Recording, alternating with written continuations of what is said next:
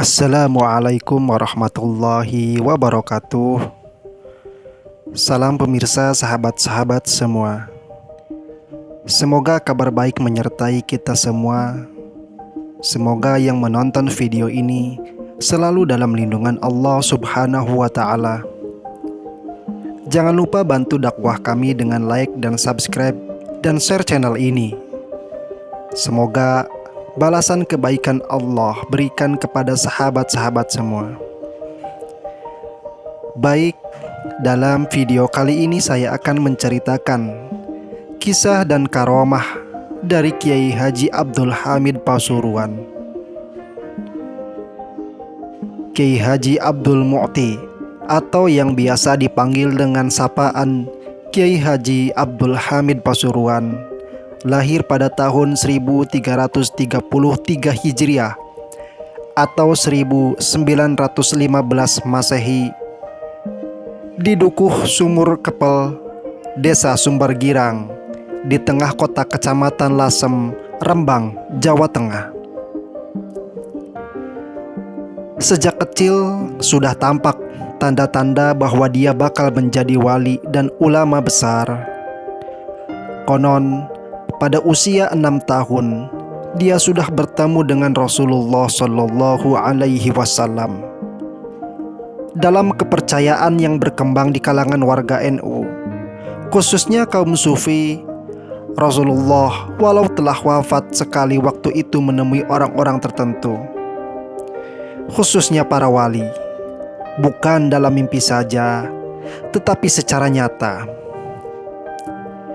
Berikut di antara karomah-karomah dari Kiai Hamid Pasuruan. Salah satu karomah Kiai Haji Abdul Hamid yang dipercaya warga Pasuruan adalah bisa berada di tempat lain dengan wujud serupa. Hal ini terjadi saat Habib Bakir Mauladawiyah bertandang ke pesantrennya. Sang Habib yang pernah berguru dengan Al-Ustadzul Imam Al-Habr Al-Qutub Al-Habib Abdul Qadir bin Ahmad bin Faqih diberikan ilmu untuk bisa melihat sesuatu yang goib. Pada suatu kesempatan, datanglah Habib Bakir menemui Kiai Abdul Hamid Pasuruan. Ketika itu di tempat Kiai Abdul Hamid, banyak sekali orang datang untuk meminta doa atau keperluannya yang lain. Setelah bertemu, Habib Bakir merasa kaget. Ternyata orang yang terlihat seperti Kiai Haji Abdul Hamid sejatinya bukanlah sang kiai. Karena yang ditemuinya adalah sosok goib yang menyerupai beliau. Kemudian Habib Bakir mencari di manakah sebetulnya Kiai Haji Abdul Hamid yang asli berada. Setelah diselidiki dengan ilmu kanuragan Habib Bakir, beliau terkejut karena sang kiai tersebut tengah berada di tanah suci Mekah.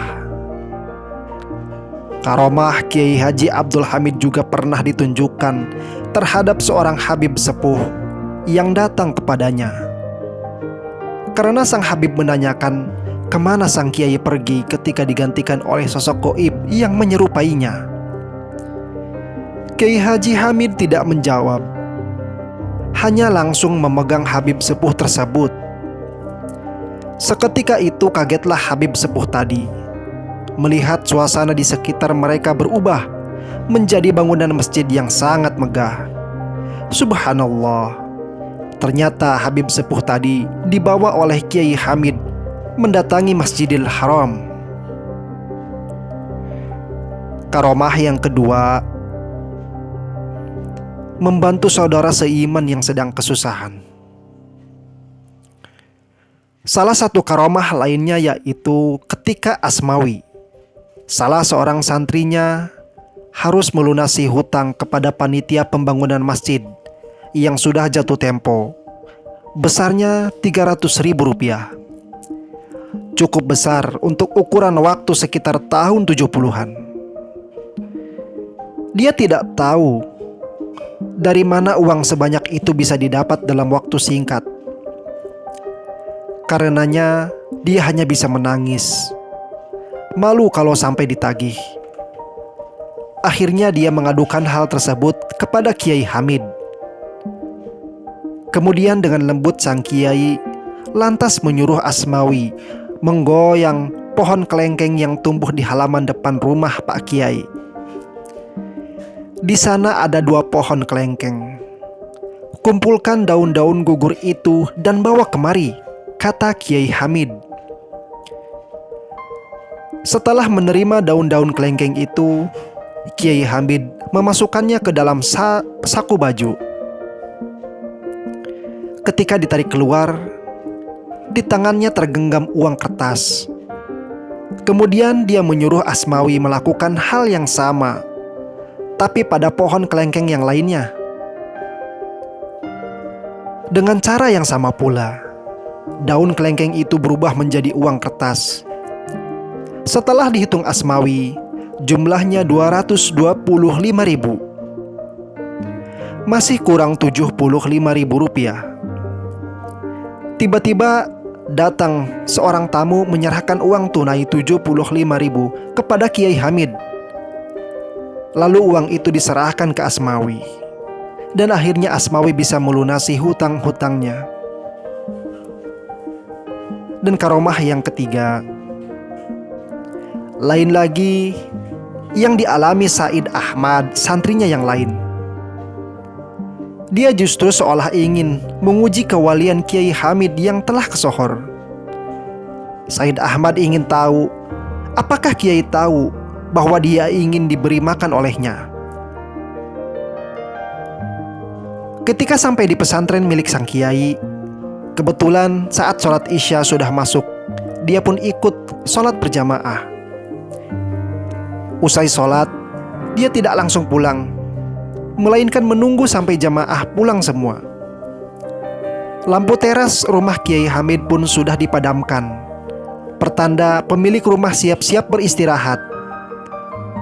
Dengan demikian dia berpikir niatnya berhasil, yaitu bahwa keinginannya untuk ditawari makan oleh Kiai tidak diketahui. Lalu dia pun melangkahkan kaki meninggalkan masjid. Ternyata dari rumah Kiai Hamid ada yang melambaikan tangan kepadanya. Dengan langkah ragu, dia pun mendekatinya. Ternyata tuan rumah sendiri yang memanggilnya. "Makan di sini ya," kata Kiai Hamid sambil tersenyum. Dia pun diajak masuk ke ruang tengah. Di sana hidangan sudah tersaji.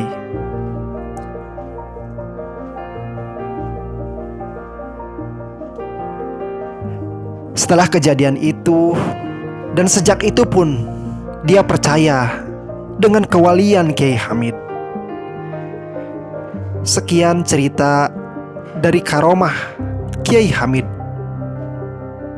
Wallahu a'lam.